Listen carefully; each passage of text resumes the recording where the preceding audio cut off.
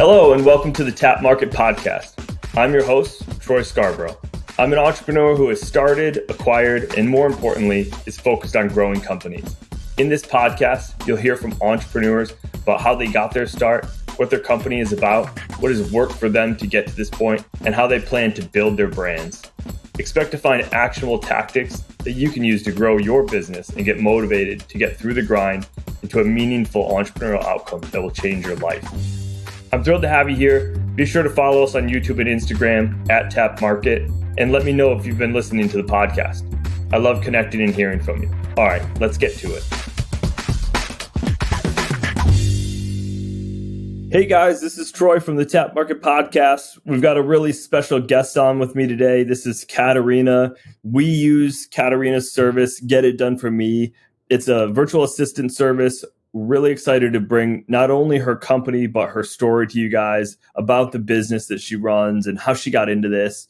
As a current user, I could not be more happy with the service. And whether you use Katerina in her virtual assistant services directly, or you find another one, this is a very important piece to growing and scaling your business. But I'm going to stop there, pass it over to Katerina to tell us about how she got started. Thanks so much for having me, Troy. My company, I started it in 2016, and that was after I had been using virtual assistants since around 2007. Prior to that, I knew about delegation because I've owned Taekwondo schools for 15 years prior to that and before the internet was a thing. And I also, prior to that, had a design studio. And before that, I was a model. And from the time that I started modeling around the age of 16, I discovered right away about delegation because you have a photographer, you have a makeup artist, you have a manager, you've delegated your life basically, and you just show up and do the work. And then Taekwondo schools, I realized really early on that the only way to grow was for us to quickly make student instructors who can then take over the classes for us so that I could work on sales and marketing. And then I learned that I also needed to multiply that. So one of the great things that I learned through all of this is that almost everything on your plate that you're doing right now, you should not be doing. So 80%, in order to scale a company or your business, 80% of what is on your to-do list today are things that you should be outsourcing and delegating to other people, whether that's hiring people in your office, whether that's hiring the landscaper, whatever it is, it's getting those things off your list so that you can spend your time focusing on your zone of genius and the 20% of things that you really do need to focus that really will move the needle forward. Back in 2000, and so then how I started using offshore outsourcing was in 2007. I was a realtor in Florida. My husband and I owned a real estate brokerage there for over 20 years. And in 2007, people went to bed at night, having just bought their house, let's say for $600,000. They woke up in the morning and it was worth $300,000. We knew that this was going to happen prior to that. And we knew how to do short sales. So we positioned ourselves to capitalize on that opportunity. That very same month that we made that decision, over 12,000 realtors left the MLS in just Palm Beach County alone, which is a lot of people. They just quit because it looked like it was the end of the world for real estate.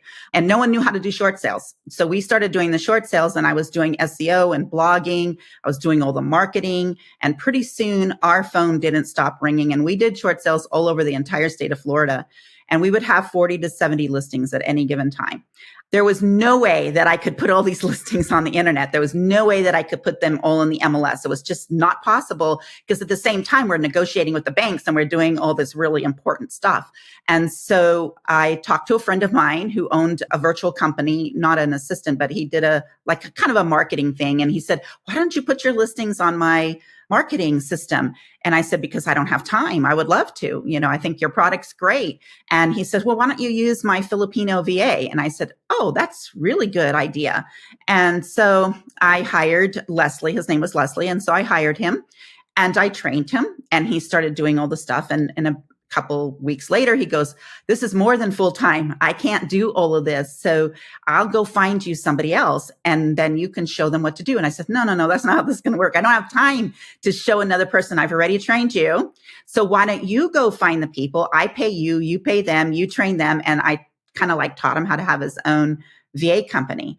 And that worked out really well. At the same time, I started coaching realtors and started speaking nationally on social media and SEO and stuff. And everybody was saying, well, I don't have time for this. And I said, well, just hire Leslie, and his team. And so I would refer all these people to him. Fast forward to 2016, I get a call 2:00 in the morning from Leslie saying that his father had passed away and he was going to close down the business because he didn't want to work anymore. And I'm like, oh no, what are we going to do? Like, this was our savior. This is like anything we could take off our plate, we gave to him, and he would find people to do it for us. And so I prayed about it for a long time, and God just told me I needed to take over the business. And it was difficult because it wasn't on my bucket list. I was in the middle of launching a really good course, and I was doing really well with the course financially. And I'm like, oh, I won't be able to do that anymore, because I'm going to have to really focus on growing this company. So I took over the company in September of 2016. And the first thing I did was survey all of the current and past clients, asking them what they liked and what they didn't like. So I got the list, and they're typical things that people have a problem with when they hire offshore. And so we decided that we would fix it. Now, there was a girl there named Daisy that had worked for me since 2006. She was still with the company doing some other things. So I asked her to stay on, and we put everything onto Trello. And I asked her to become my Trello board manager. And since then, she's moved up through the ranks, and now she's my COO. And she is amazing. She is the queen of SOPs, of getting you organized, of helping you know what you need to be doing in your business and how to do it. She's amazing. So during that time, we were building it, and I told my family, look, you're not going to see me. You're going to have to make your own dinner and, all this stuff, because I'm going to really have to put everything into this, growing this company. And that's what I did. The first month when I was doing my prayers, and I was arguing with Heavenly Father because I know better than him about my life, that kind of thing. And we all know he knows better, but I was, being obstinate to him and saying, this is not my path. And I said, okay, I'll make you a deal. 1, my family supports me. 2, I make a profit and I don't commingle any money from the real estate company into get it done for me. And so the very first month I was $40 in the positive. So that was the sign that this was what I had to do. So I have been growing that along with my consulting and my own niche stuff that I do. And of course, I'm still a realtor, but it is an amazing company. We have everything divided into departments. So the biggest difference when you go to Online PH or Upwork, Fiverr, places like that to get your help, when you hire somebody, what happens is you have to do all the training, you have to do the hiring, you have to do the paying.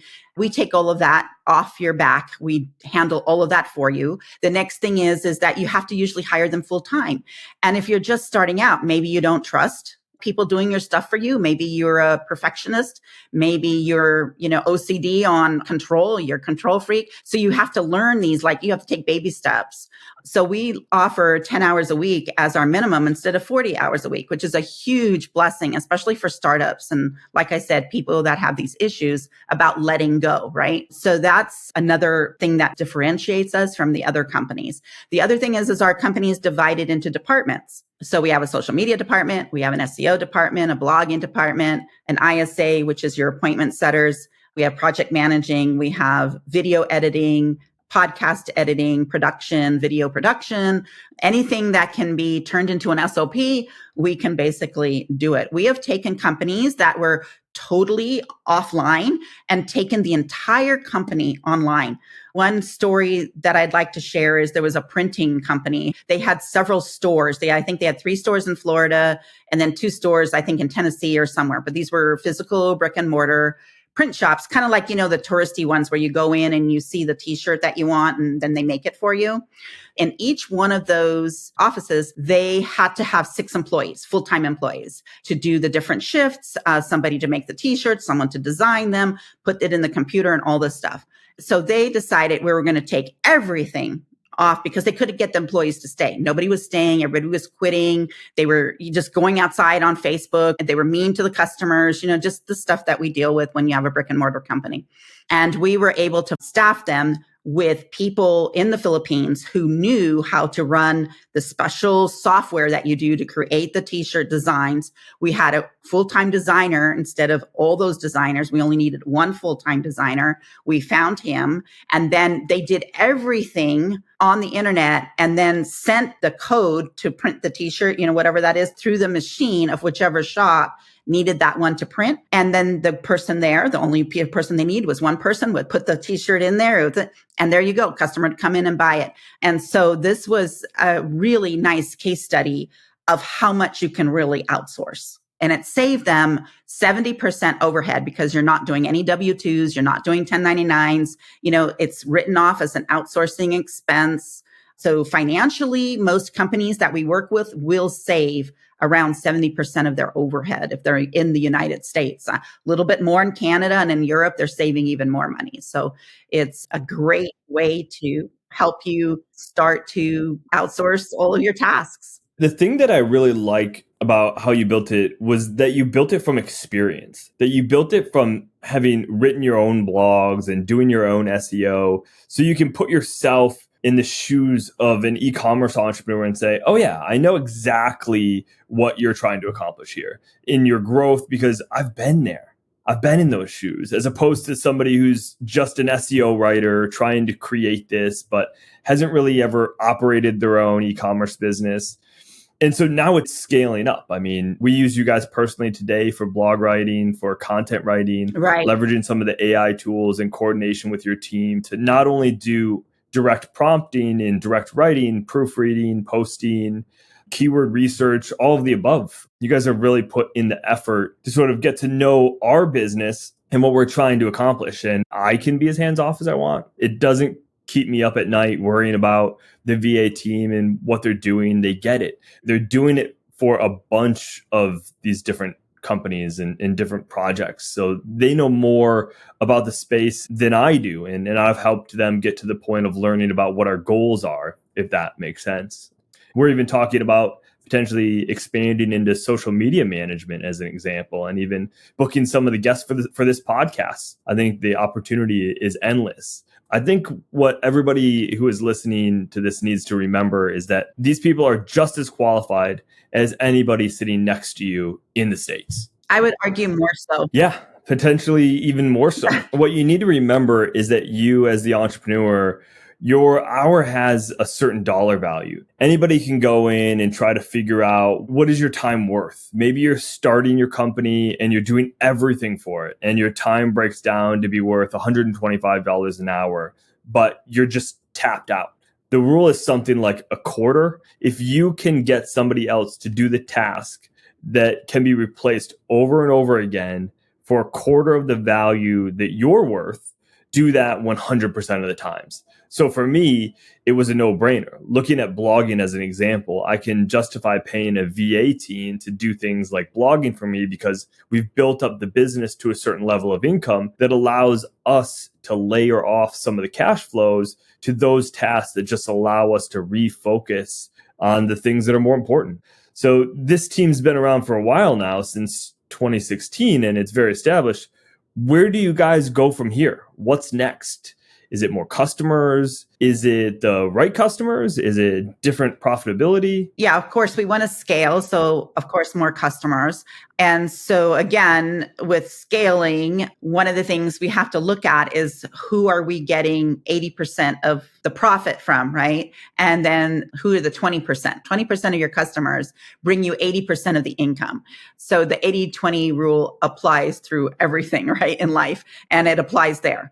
And that's a really hard thing to do because you don't want to let go of customers, right? But customers that just can't trust us, that just are in like micromanaging, because that's not doing the entrepreneur any favors by enabling them. You're just enabling somebody to do something that's not good for them. So that's one of the things that we're looking at is not taking on clients who have to be super micromanaging everything because it's not helping them grow and it's not allowing the team to do what they know how to do best. The other thing is we want to get into more larger companies that have more hours that they need to offload. Right now, I'm in a conversation with a broker that has around 180 agents. and they want to offer transaction coordination for every one of those agents for free, and the broker will pay for it. So we're looking at that right now, which would be something really good for us. Or e-commerce people with the handling all their Amazon stuff, handling all their ads and things like that. So that as they scale, we can scale with them, basically. So, as the companies grow, then they just keep giving us more tasks to do and we can keep growing. The other thing that we're doing is we already have a few packages, and we're going to do some more packages for people who don't want to hire us hourly. They can just order a package, and then we just do what the package says. There's a lot of industries and maybe specific tasks. We do that with website development. We don't make people hire us, for 10 hours a week to do a website. We give them a price for the website. So that's like what we call a one-off project. And so then those will be just packages. The other thing that I'm working on is automating more. So right now, I or Daisy speak to every single lead. And you can't scale that way, So I either have to hire more salespeople to do that for me, or I have to automate the process a little bit more. That comes with a risk, because when I speak personally to you, you're going to get to know me. I'm going to get to know you. I get to ask you questions about your business. You get a comfort level with me or with Daisy. And the relationship tends to last longer. The attrition rate is slower than someone who just found us online and goes through a funnel and signs up without ever speaking to us. It's just a little bit harder. Now for packages, it's not so difficult to automate that process and to have them go down a funnel and buy a package, because they know they're just buying a package. So it's different. It's like, when you go to those websites and they tell you, oh, we're going to do your social media for $500 a month and this is what you get, kind of thing, or $1,200 a month and this is what you get, that kind of thing. So we're trying to move into that so that there are people who don't want to do an hourly system with us. They have that option. Yeah, I feel like you must be getting a lot of referral leads to your hourlies, and the packages almost act as a lead system as well. For example, if somebody comes in for a package and then they convert to an hourly or other work because they've had success with your package with you, the reason why entrepreneurs would need to go work with you or someone like you is apparent. Yeah. I mean, everyone is going to understand. So where can people find you, and where should they reach out? You've got your own coaching, you've got your YouTube channels. Give some shameless plugs here so that everybody can find you. And I'll also share those links in the podcast too. Yeah. So you can find me on LinkedIn, Katerina Gasset. It's Katerina. My last name is Gasset. You can find me on Facebook. I am a entrepreneur. I have a digital creator public page, so anyone can follow me on Facebook. And my YouTube channel is Katerina Gasset. You can find me there. I have several YouTube channels, but this is the business strategy channel that I'm telling you about. You can also go to getitdoneformenow.com and get a free PDF of 365 things you can take off your list today and give to a VA to do, whether it's us or another VA. It's a great resource. Every day you could get off one more thing off your plate, and after a year, you have 365 things off your plate. So that's at getitdoneformenow.com. Those are great places to meet with me, connect with me. I am in the 1% group. So any of you that are in the 1% group, I'm in there a lot. I help out a lot. I'm a giver. I believe in giver's gain. So that's where you can find me. And you can also Google me. I'll share all those links to everyone listening here as well. And then we'll have to have you back on, because you've got your hands in a bunch of other entrepreneurial verticals that you could talk about as well. But I'll give you one last plug. I have to say, having gone through the process myself, your willingness to spend time with the entrepreneur, to understand their business, and to give them as much advice based on experience as they're willing to take is priceless. And I personally appreciate your time.